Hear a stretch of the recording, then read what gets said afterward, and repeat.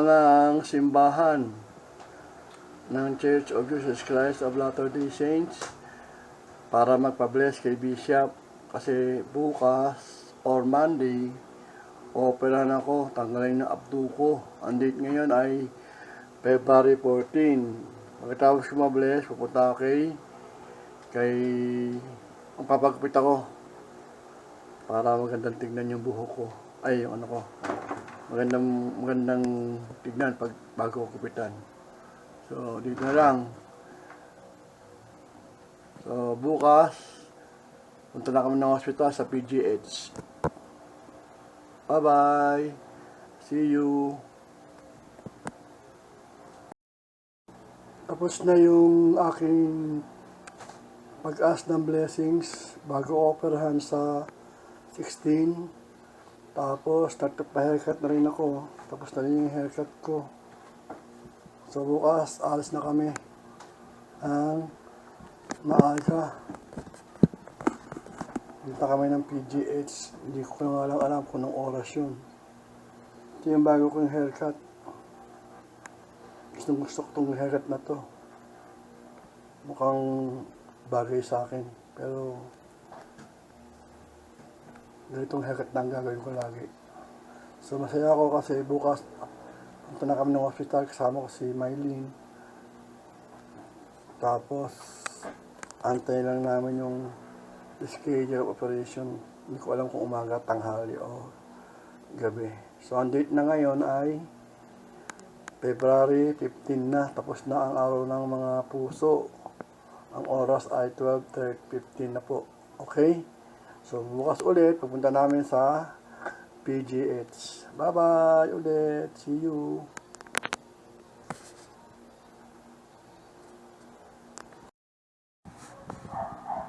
Okay na? May number. Alis na kami. Punta na kami ng PGH. Oh, ito yung chan ko. Wala pa siyang opera. Dito daw sundutin. Dito, tsaka dyan o kaya dito. So, pagtaas ng opera, may mga butas na yan. Dito ko operahan. Oh, so, bye-bye na ha. Pupunta na kami ng hospital. Kasama ko si Mylene. Bye-bye. Ano? Gusto mo na? Alis na kami. Punta na kami ng PGH. Bye-bye.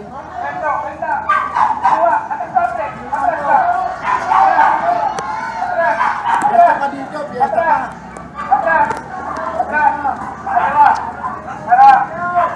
Okay, reto ka kasi. Diba? Ay! Ako! Ano ko ay! Basag!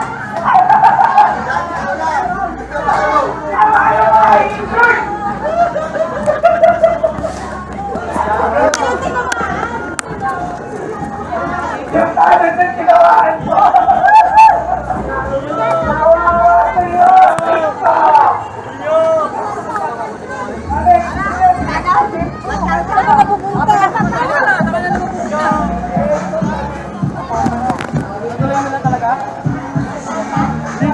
Si Richard, kasama namin chairman, no? Chairman to. Ayaw chairman namin to next year. Ay, November pala. Ay, masala.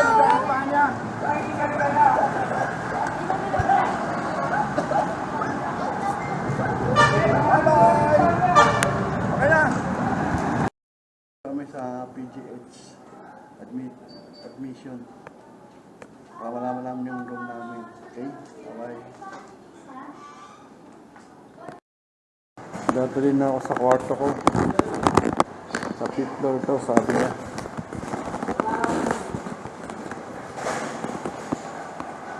Naka-wheelchair ako.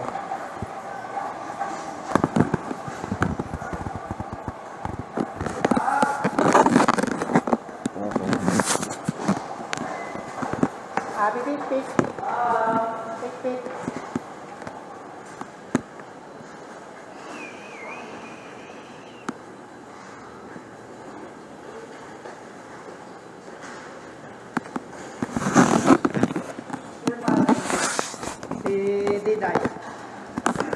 Ito na dito.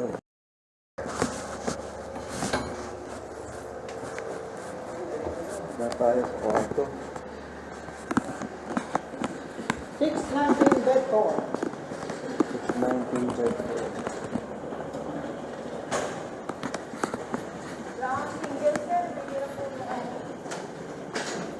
Nineteen bed. Mahirap po ngayon eh, kasi poloan. Pero kung maluwag naman makakakuha.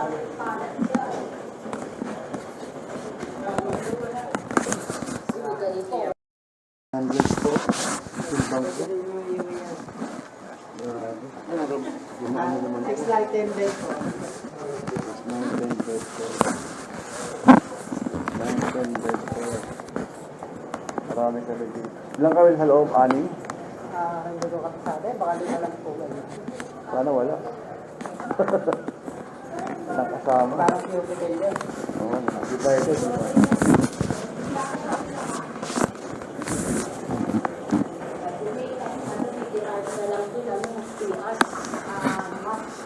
Ang klase mo. Ito na. Yung kwarto ko. Yung paligid, cubicle. Ang ganda lang yan. Alam mo kung ano yan?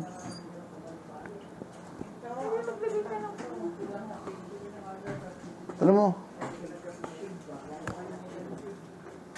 Yung kama ko ito.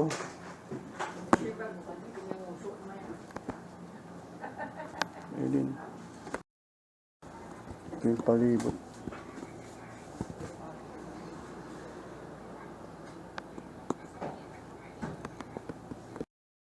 Dito na ako. Higa na ako sa kama ko. Antayin ko yung doktor ko dumating.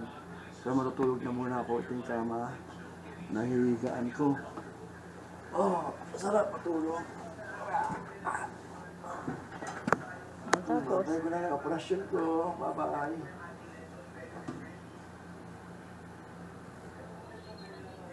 Tama na. Hi. Ang tiyan ko. Dito masakit. Dito masakit ko. BTS ko lang eh. Kasi masakit talaga. Sana pag nakapalan ako mawala yan. Wala ako ano. Wala pa akong hiwa. Wala pa akong hiwa sa tiyan. Pero bukas baka meron na yan. Pag-recovery ko dito. Umaga ko siguro o kalani. O kaya tanghali o alas 12. Okay. Bye-bye.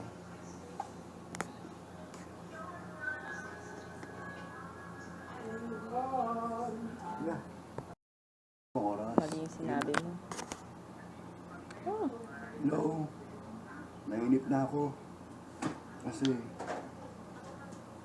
nakaschedule kami pero wala pang oras.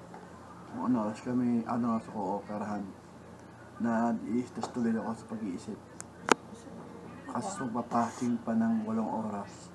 Walang tubig, walang tubig, walang pagkain. Kaya hindi ko alam kung anong gagawin ko. Sige, babay na. Alas sabat ko naman dali na araw. Bigyan natin ng pero masakit itong pagkakatuto pero okay lang lang pa. Please. So, bigyan na lang ako pano. Tatanas ko. Ino na yung kanan pero sabi na kung doktor. Sabi talaga sa kaliwa.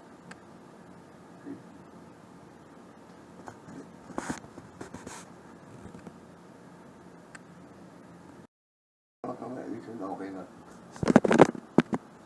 Ayan, nilagay na yung pinapagkain ko.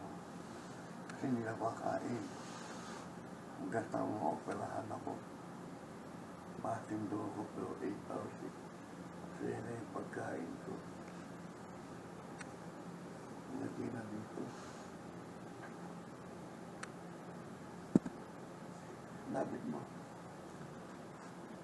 Yan ang pagkain ko ngayon. Ayan ang tubig ko. Yan. Yan pa. Ito. nagkapasuot ang tiyan ko. Nagkasuot kalitin. Dalawa. Ano? Diyan. Takpan pa rin ito. Ito. Ito. Dito.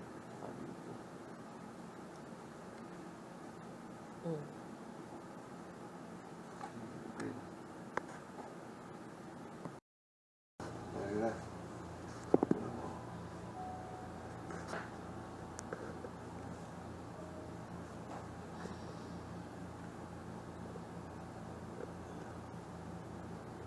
Sabi ko sa akin.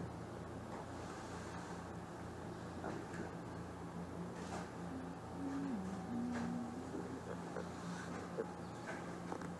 Sasalita ako. Kung sa mukha ko.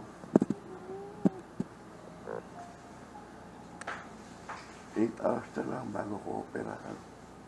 No, 8, 7, 5,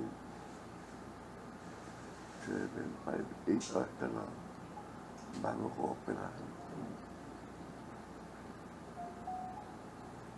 8 hours na lang. Abay.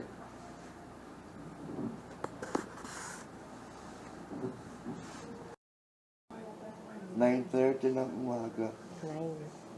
9 ng umaga ng February 16.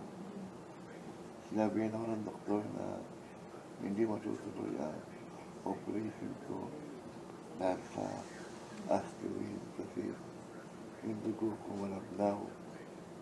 Kailangan yung malabot. So, kailangan ko itigil yung pag-inom ng aspirin. Hindi naman ako nasabihan ng doktor para ng cardiologist ko na itigil yung aspirin. So, schedule yung operation ko. Kailangan huminto ko ng 5 araw nang hindi pag-inom ng aspirin bago ako operahan. Pero, I will consult again my cardiologist doctor about this happening. So, hindi tuloy ang aking operasyon. I-discharge na ako an hour within this day. So, bye-bye. Salamat din at naagapan. Siguro hindi ko pa rin talaga para operahan. Bye-bye.